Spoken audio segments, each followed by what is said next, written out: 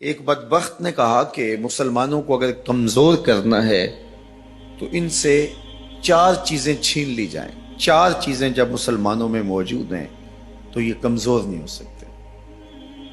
ایک قرآن مجید، یہ ان کی وحدت کی ضمانت ہے، اور یہ کتاب ان کی وہ ایسی پاکیزہ اور متحرک اور فعال تھیوری ہے جو کبھی بھی فرسودہ نہیں ہوتی، اور ہر دور کی ضرورت کو یہ کتاب پورا کرتی ہے۔ اور یہ اس غیر متبدل کتاب کے ذریعے سے گرے ہوئے بھی اٹھ پڑتے ہیں۔ تو اس کتاب کو اگر ختم کر دیا جائے تو یہ تسخیر کیے جا سکتے ہیں۔ دوسری بات، ان سے حج ختم کر دیا جائے۔ حج ان کی وحدت کی علامت ہے، ان کی شان و شوکت اور شکوہ مسلم کی ضمانت ہے، لہذا حج ختم کر دیا جائے تو ان کو تسخیر کیا جا سکتا ہے۔ تیسری بات، ان سے جہاد کا خاتمہ کر دیا جائے۔ جہاد ختم ہو جائے گا تو یہ کمزور ہو جائیں گے۔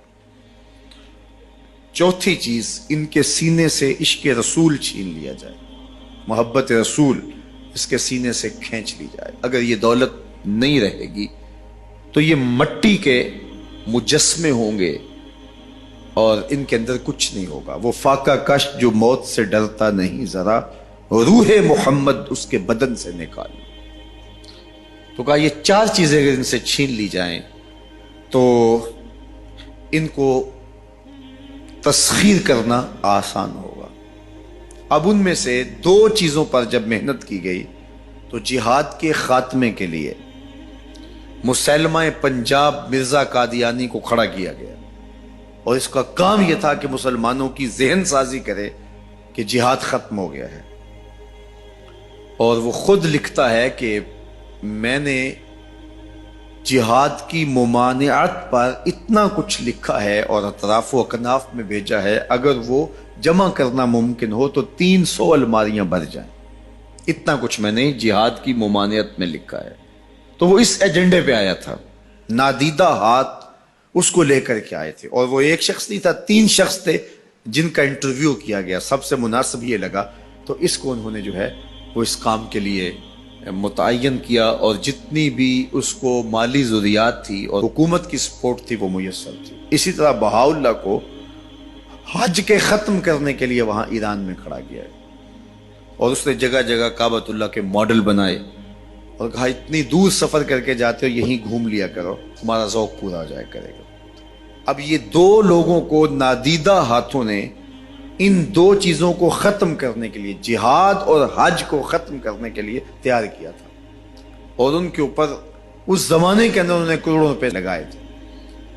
اب جب وہ مر بھی گئے ہیں تو ان کے متبعین کو وہ اسی طرح سپورٹ کر رہے ہیں، اس لیے ان کے متبعین جو ہیں وہ موجود ہیں۔ باقی جس نے بھی ادعائے نبوت کیا پاگل پن کی وجہ سے، یا جو ہے وہ اس کے اندر کوئی صلاحیت تھی تو وہ تکبر میں آ گیا، تو اس پاگل پن کی وجہ سے اس نے اعلان کیا، جب وہ گیا تو سلسلہ ختم ہو گیا۔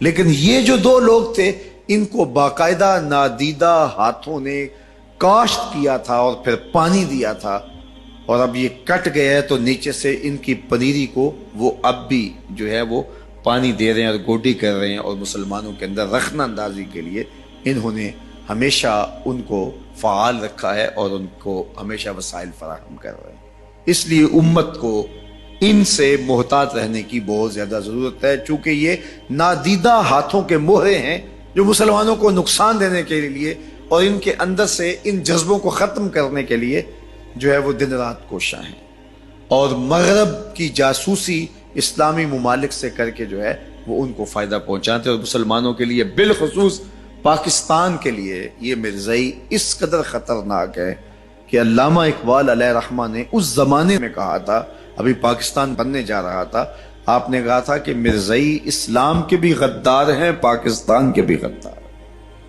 اور پھر زمانے نے دیکھا، علامہ اقبال علیہ رحمہ تو 1938 میں انتقال کر گئے، لیکن 47 میں پاکستان بنا، تو لوگوں نے دیکھا کہ ان لوگوں نے پاکستان کی مخالفت کی، اور جب پاکستان ٹوٹا، 2 ٹکڑوں میں تقسیم ہوا، تو اس وقت قادیاں میں چراغاں کیا گیا، انہوں نے خوشی کا اظہار کیا۔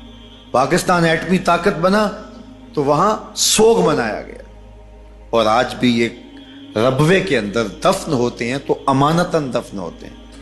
ان کا یہ مکروہ عقیدہ ہے کہ پاکستان ٹوٹ جائے گا اور ہمیں یہاں سے اٹھا کر کے ہماری گندی لاشوں کو وہاں ربوے سے قادیان کے اندر شفٹ کیا جائے گا۔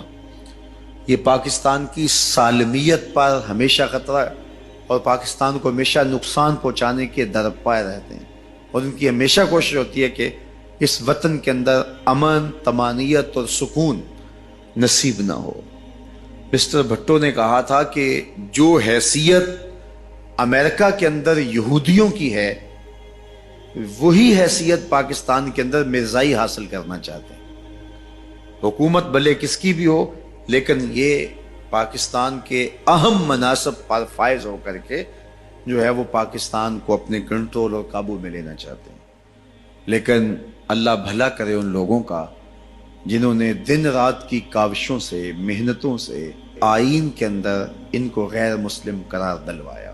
علماء نے، مشائخ نے، سب لوگوں نے، تمام مسالک کے لوگوں نے مل کے اس میں کاوش کی، محنت کی کہ یہ 7 ستمبر کا دن تھا، 1974 کی شام تھی، 4:35 ہو رہے تھے کہ جب دستخط ہوئے کہ مرزائی چاہے ربوی ہوں چاہے لاہوری ہوں کافر ہیں، اور پھر ہر سمت سے نعرہ تکبیر اور نعرہ رسالت کی آوازیں آنے لگی اور تاجدار ختم نبوت زندہ باد کی صدائے دل نواز گونجنے لگی۔ پھر اس وقت سے لے کر یہ پاکستان کے خلاف سازشوں میں اور زیادہ مصروف ہو گئے۔ پوری دنیا کے اوپر پھیلے ہوئے مرزائی پاکستان کو رسوا اور بدنام کرنا چاہتے ہیں مختلف ممالک کے اندر، اور ان کے مختلف ممالک کے ساتھ تعلقات ہیں مختلف بنیادوں پر، چونکہ یہ تھے ان کے، اور ان کے خود کاشتہ پودا تھا مرزائیت جو یہاں لگایا گیا، یہودیت کا خود کاشتہ پودا ہے۔